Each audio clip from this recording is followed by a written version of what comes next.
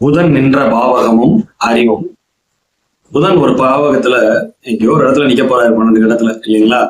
அவர் எந்த பாவத்துல இருக்கிறாரோ அது சார்ந்த காரக உறவுக்கு அறிவு அதிகமா இருக்கும், பேச்சு திறமை அதிகமா இருக்கும், அனலிட்டிக்கல் ஸ்கில்ஸ் அதிகமா இருக்கும்.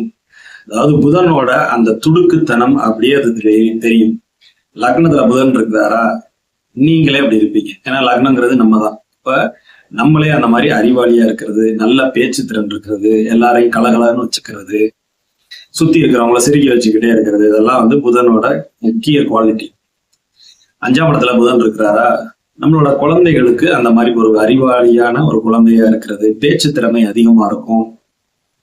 5ஆம் பாவம் குழந்தை பாவம், அங்க போய் புதன் உட்கார்றாரா, அப்ப இரட்டை குழந்தைகள் பிறக்கிறதுக்கு அதீத வாய்ப்பு இருக்கு. புதன் போய் அங்க உட்கார்றது. 4ஆம் இடத்துல இருக்கிறாரா, தாய் அப்படி இருப்பாங்க, நல்ல அறிவாளியான தாயா இருக்கிறது, நல்ல பேச்சு திறமை உள்ள தாயாரா இருக்கிறது.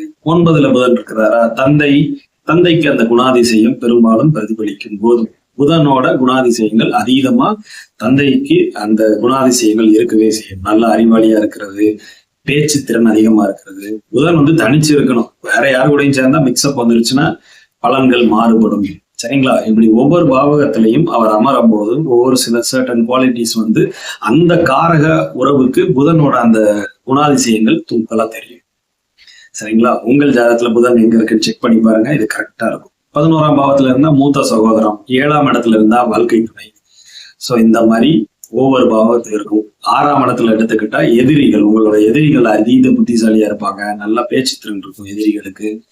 சோ இதெல்லாம் வந்து இந்த 6ஆம் பாவத்துல இருக்கிறது. சோ இது மாதிரிதான் ஒவ்வொரு பாவகத்துக்கும் அது வேலை செய்யும்.